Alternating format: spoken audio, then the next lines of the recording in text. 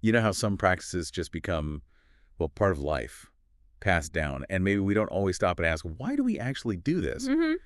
Lately, I've been thinking about one offering water on the Shivling. You see it all the time in temples, They're right? really common. Maybe you've even done it. Mm. But have you ever, like, really dug into why?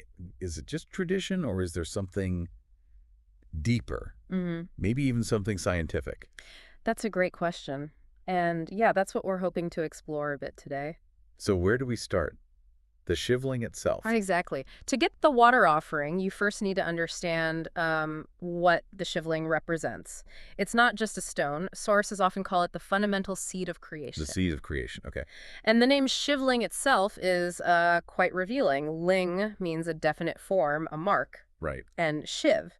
Well, Shiv means that reality in which everything rests, everything dissolves back into. Okay, let's unpack that. So interacting with the Shivling isn't just, say, praying to a specific image. It's more fundamental. It's like connecting with the basic element of the entire universe. Wow, and I heard the shape itself is significant too. It is. Its form is traditionally seen as representing Shiva as the very center of the cosmos, the point from which everything emerges and around which it all revolves. So the geometry matters. The geometry carries that symbolic weight, yes. Fascinating.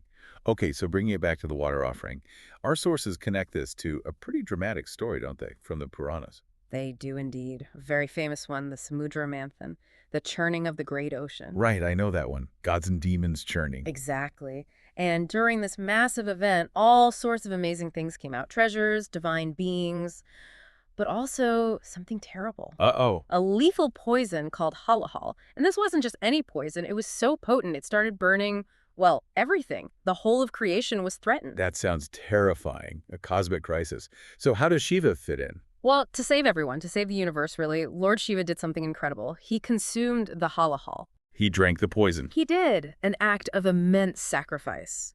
And the poison was so strong, it turned his throat blue. That's why he's called Neelkanth. Neelkanth, the blue-throated one. I've heard that name. Mm-hmm. But drinking it wasn't the end of it. The poison created this intense internal heat within his body. You can only imagine. Burning from the inside. Exactly. So the other gods, the devas, seeing Shiva suffering from this intense heat, They had to do something. they did. They started pouring cool water over his head, trying to soothe him to bring down that fiery effect of the poison. Ah, okay. So that's the origin. That act of compassion, pouring water for relief, became the basis for the tradition we still see today, offering water on the Shivling.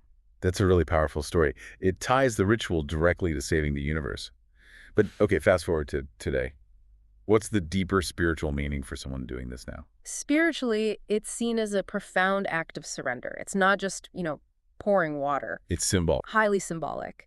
It represents offering your inner self, your mind, your emotions, your flaws, your ego, even your sins, as it were, offering it all up to Shiva. So it's like a conscious letting go. Precisely. The sources really emphasize this aspect of self-surrender. Mm-hmm. And water itself, it symbolizes purity, right? Right, and life. Purity, love, faith. So offering water is like saying, I want to purify my mind, connect with you with love and faith. And people often chant while doing it. Yes, absolutely. The most common, most powerful mantra is Om Namah Shivaya, Om Namah Shivaya. a direct invocation. And there's also a Sanskrit verse often mentioned, Abhishekam Tirthasya Punyam Papanasanam. Which means? Roughly, Abhishek, the ritual pouring with water, is meritorious and destroys sins. It highlights that purifying aspect. Adds another layer, doesn't it? Mm-hmm. It's clearly not just going through the motions. Now, you hinted earlier, a scientific perspective. I'm curious about that. Well, it's obviously looking at it through a different lens, but some interesting ideas come up. Like what? Like the sound. The constant dripping or pouring of water onto the Shivling creates a specific sound, a vibration. Okay. And some believe these vibrations might actually create a kind of positive energy field in the area. Interesting.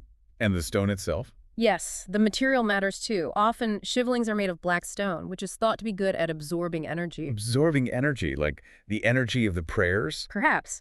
Absorbing the devotional energy, becoming a focal point, a sort of reservoir. And the water. Well, the water might help activate or release that energy somehow. Oh, there's the obvious physical effect, too. The cooling, yes. The water cools the stone. How does that tie in? Metaphorically and maybe even subtly physiologically, that cooling is linked to achieving a peaceful mind. Stable brainwaves, perhaps? So just as the water cools the storm. It can help cool the heat of our own agitated thoughts and emotions, bringing calm. That's a neat parallel. Yeah. Physical act, mental state. Now, we often see it's not just plain water, right? People add things. You're absolutely right. Milk is very common. What does milk represent? Purity of feeling, nourishment, sustenance. Then there's honey, For sweetness. sweetness, harmony, aspiring for positive relationships. And Belpatra leaves, the bilva leaves, those are very important. Belpatra, yes. What's their significance? They represent offering your whole self, body, mind, and even your wealth or possessions, a complete offering. Okay. I've also seen Datura flowers sometimes, which are poisonous, aren't they? They are, and that connects back directly to Shiva drinking the halahal poison. Acknowledging his power over poison. Exactly. It symbolizes his ability to transmute negativity and maybe our own wish to overcome our negative sides. And finally, sandalwood paste, chanda. Chandan, yes. That smells lovely. It does, and it's naturally cooling, so it represents peace, happiness, tranquility. So all these additions just amplify that core idea of surrender and connection. Precisely. It all comes back to offering everything substances, feelings, aspirations to Shiva. There's another story you mentioned about a specific Shivling, Bajnath, and Ravana. Yes, that's a fascinating one.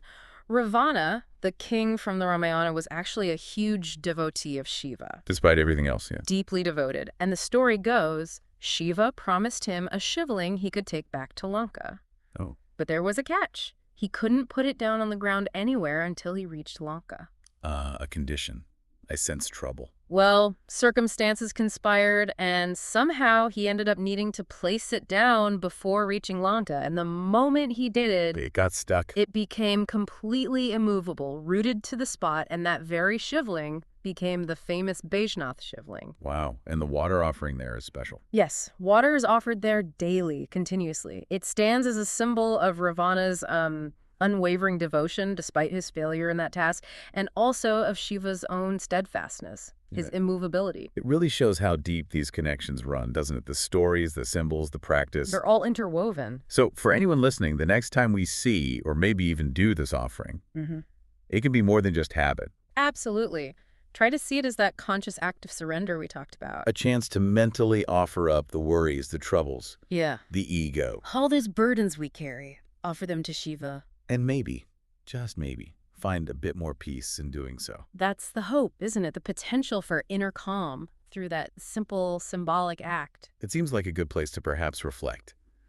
Let's close our deep dive today by sharing that powerful mantra again. Let's. Trambakam yajamahi sugandim pushtivardhanam. Urvarakamiva bantanan mrityor mukshya mamritat. We really encourage you to just sit with that. Think about the deeper meaning behind this ancient practice. Maybe explore it more yourself. Har Ha Mahadev.